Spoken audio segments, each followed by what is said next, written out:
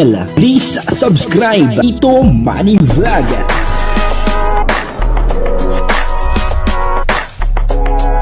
Payagan po si Tito Manny Vlog na mag-reactor para pambiling gamot sa kanya pong karamdaman. Wala man siyang records ng ng away. Grabe po first love po pala ni Beyonce. Etong si Kalinga Edu at mukhang pagdating po ng 19 years old ay matutuloy ang kasalan. Papanoorin po natin yung video at syempre bibigyan po natin ng kaunting reaction. Pero bago po yan, ako muna po yung bumabati sa inyong lahat ng magandang umaga, magandang tanghali at magandang gabi sa inyong lahat mga kapatid. Saan man kayo ng panig ng mundo naroon ngayon ay mag-iingat kayo palagi at pagpalain kayo ng ating Panginoon. Maraming salamat din po sa patuloy na tumatangkilik sa aking YouTube channel at nanonood sa aking video reaction. Patuloy lang po natin suportahan sila Kuya Bal Santos Matubang, Kalinga Prab at Edna Vlog, Jack Tapia at yung mga kasamahan ko pong reactor sa Kalingap. Ganun din po yung mga charity vlogger na Kalingap partner. Ito po yung video na kung saan ay first love ni Beyonce. Etong si Kalingap Edu. At mukhang pagdating po ng 19 years old ay matutuloy ang kasalan. Papanoorin po natin yung video at ang kabuuan po ng video ito ay mapapanood po natin sa YouTube channel ni Bal Santos Matubang. Ibig sabihin po, silang dalawa pag nasa labas, magkasama sila. Opo, nakain din po sila sa kanya. Sinasabi, kinukwento naman po sa akin ng Beyonce. Madalas na ginagawa nila yon. Opo, noon pong mga bakasyon, lagi silang magkasama. Siyempre, walang pasok. So, mayroon pa lang time po talaga na pag nasa labas silang dalawa ay kumakain din. So, minsan ginagabi po gawi. Opo, minsan nga may dala po baga si Edo na pangpabigay sa mga bata. May pasalubong pa May din take dito. out. May take out pa rin. Ay, grabe naman. Nasabi ko, nakakahiya na nga. Siya nga naman, talagang, kumbaga sa po si Pedro, pag kumilos, mahinhin, Opo. hindi magaslaw. Tama din naman yun eh. Mas maganda po yung sa lalaki, tapos mas maganda kung nire-respeto po baga yun. Hindi siya bastos na tao, no? Pag na-late pala ng uwi, halimbawa mga lapas 10 ng gabi, Basta pag, bakit sila ginagabi daw? Saan sila nagpupunta? yun nga po, minsan nag-ano po sila, kung saan sila siguro nagpamasyal. Ano ba sila? Grabe. Kaya siguro na na-chat sa akin, Nay, po, malilate po kami. Yung lalo na po pag may concert po baga dyan, Oh, yun. yun nanonood sila. Nanonood sila. Chat ko na po si Beyonce pag Silang dalawa lang yun, madalas. may pag mga 10 na, nag-chat na po kasi ako kay Beyonce kat gabi na. Kung nasaan ka na, tapos, yun nga, mag-chat na sa akin si Nay, malilate po kami ngayon kasi nanonood po kami concert. So maganda pala, no? Kasi meron silang respeto sa isa't isa. Meron silang samahan. Tsaka ang maganda po doon yung pinapaalam po sa magulang kasi para po hindi mag-alala. Saka minor de edad pa naman yun. Minor de edad pa. 17 pa lang. 18 na. Mag-18. Kung sakali po si Papa Edo po, si Edo po ay mag-propose sa inyo na, Nay, pwede bang ligawan ko yung anak ninyo, si Beyonce. Ano po, okay lang ba sa inyo na ligawan ni Edo or hindi pa pwede?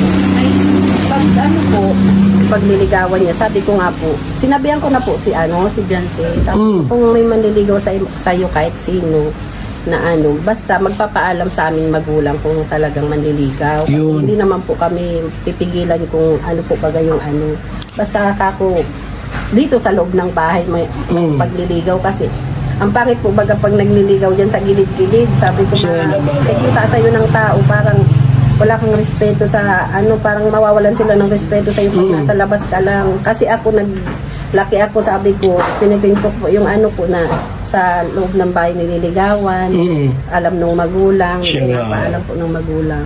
Sabi ko, wag ka nang gagaya sa iba na sa Facebook, nagsasagutan na. Yun, tama. Si Edo, tapos sasabihin sa'yo na kung pwede ligawan yung anak niyo po kasi 18 naman Opo. Wala ka namang kontra doon? Ay, wala naman po. Basta po, wala namang kontra. Basta dito sa ligawan yan, okay lang po sa amin yun. Meron ka bang nararamdaman na parang may something yung dalawa. Parang magkalapit na yung kanilang damdamin. Meron bang napansin na ganyan dito? Ano po, ang naano ko lang po talaga si Beyonce kasi nagsasabi po pa talaga baga siya sa akin na kung ano nararamdaman niya. Talagang yun po talaga, ano talaga, gusto niya na si Edo. Gusto niya si Edo? Crush niya nga. Akras niya si Pambira. Crush niya daw talaga. Akras niya? Sa akin. Nag-amin. Tapos yun yung sabi ko sa kanya. Sabi ko, wag kang maghintay ka na ikaw yung sabihan ng lalaki. Siya nga Ikaw naman. yung mag-uuna kasi pangit po baga yung ganun. Parang ikaw yung kaya yun ang sabi ko sa kanya. Grabe talagang Ano kaya ay matinding bulong yan. parang first love baga pag wala. Oo nga, siyempre. Ng po. Mabait ba kasi Papa Edo? Opo. Kaya todo payo ko sa kanya kasi unang pag-ibig niya. Siya nga naman, Mayroon pag nasaktan. Mahirap pag nasaktan talaga. Baka magmadre na. Matagal na ng first love. First love. Ganda yung nagawa mo na. First love never dies. Ito nga po ay muling dinalaw ni Kuya Bal, kasama po etong si Birador. At nakausap po nila etong nanay ni Beyonce.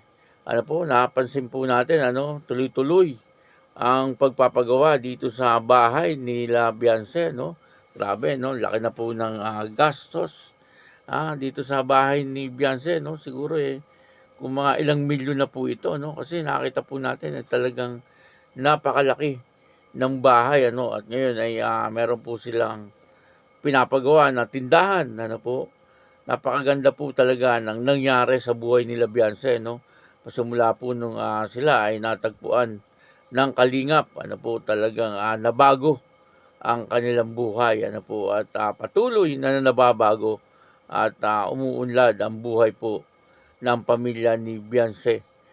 At dito nga po ay muling naitanong ni Kuya Bal doon po sa nanay ni Beyonce. Ito pong dalawa, si Kalingap Edu at saka si Beyonce.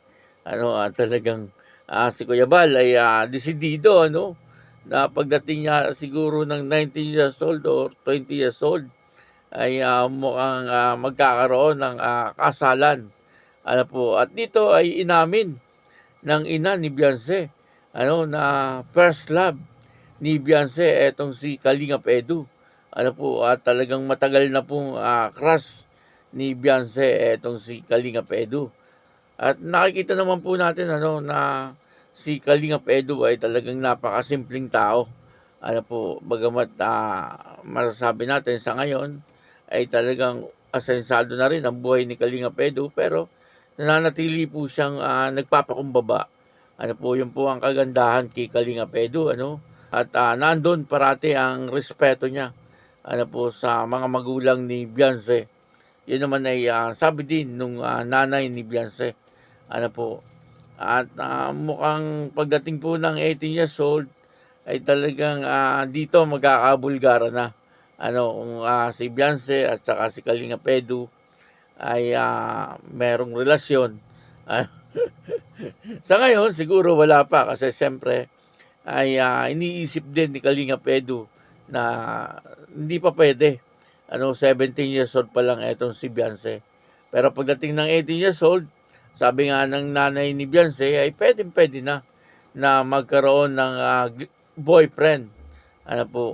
Si Beyonce. Kaya pagdating po ng 18 years old ni Beyonce ay mag-uumpisa ng manligaw etong si Kalingap Edu. Kasi sabi po ng tatay ni Beyonce ay mukha naman daw pong hindi nanliligaw etong si Kalingap Edu kay Beyonce. Pwede, kasi siyempre niisip po ni Kalingap Edu sa ngayon ay talagang hindi pa pwede. Kasi 17 years old lang po siya, Pero pagdating po ng 18 years old, ay malamang dito kikilos na etong si Kalingap Edu. Lalo na po marami po siyang magiging karibal. Pagka eto pong si Beyonce ay nag-aaral na sa Lako, sa La Consolacion, ay siguradong marami po maliligaw doon kay Beyonce. Kasi siyempre marami pong estudyante doon na mga kasing edad ni Beyonce, at alam naman po natin lahat na si Beyonce ay napakagandang bata. hindi po mawawala ng manliligaw doon kay Beyonce. Kaya dapat ay kumilos na si Kalinga Edu, pagdating ng 18 years old ay talagang dapat ay umpisa na niyang manligaw dito kay Beyonce. Pero sa ngayon ay alam na po natin na etong si Beyonce ay may gusto rin pala kay Kalinga Edu. Bagamat sa tingin po natin ay parang meron na po silang relasyon, yun po siguro ay sa teleserye lang. Pero sa totoong buhay ay wala pa. Kasi bata pa po si Beyonce. Siguro pag edad po ni Beyonce ng 18 years old, ay doon po natin malalaman kung ano talaga ang nararamdaman ni Kalinga Edu para kay Beyonce. Pero ang sabi po ng nanay ni Beyonce, dapat makatapos daw po sa pag-aaral etong si Beyonce. Siyempre, yun naman po ang dapat. Dapat ay makatapos po talaga siya sa kanyang pag-aaral. Kaya yun, maraming salamat po sa inyo lahat. At ako po si Tito Manny Vlog na nagsasabing God bless you all. Diyos mabalos.